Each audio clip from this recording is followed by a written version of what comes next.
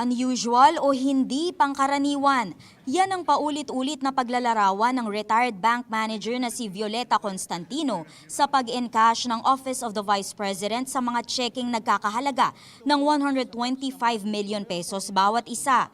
Si Constantino ang dating manager ng Land Bank Shaw Boulevard branch na siya raw mismong kausap ng staff ng OVP sa pag-encash ng pera. Siya ang unang testigo ng prosecution tungkol sa Article 1 o yung pag-abuso umano ni Vice President Sara Duterte sa confidential funds na siyang tinalakay sa Day 10 ng impeachment trial. Normal po ba na ganito kalaki ang wini-withdraw ng isang government agency? Is this normal? Nakakita ka na ba nito ng other government agencies na ganito kalaki ang withdrawal? Wala po. Unusual po ito.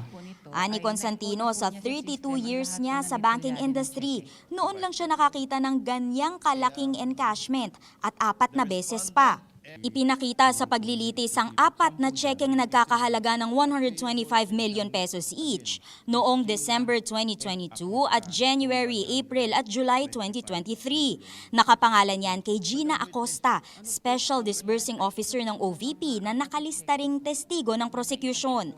Kinumpirma rin naman ng kampo ng bise ang authenticity ng mga cheque. Hindi ito nagsagawa ng cross-examination. Sabi ni Constantino, hindi niya alam kung confidential funds ang naturang pera.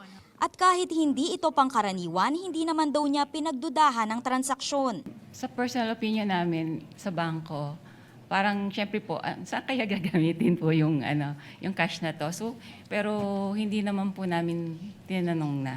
Kasi may advice naman po siya. Ganyan din ang kasunod na testimonya ni Nenita Campuzano na dating manager naman ng Land Bank DepEd branch.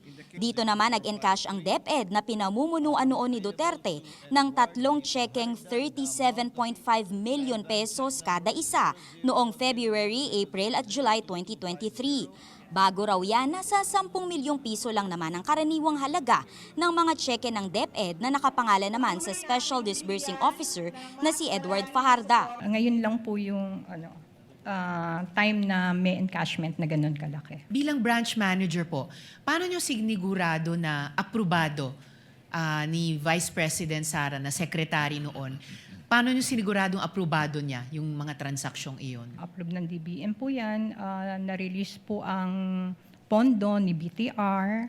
Mayroon po yung advice and pirmado po ng mga authorized signatories ng DepEd. Sa parehong transaksyon, katawagan daw ng mga bank managers ang staff ng OVP at DepEd para matiyak na may sapat na cash ang bangko sa araw ng encashment. Sa magkakahiwalay na transaksyon, sa backroom kinuha ni na Acosta at Fajarda ang pera at saka isinilid sa mga bag.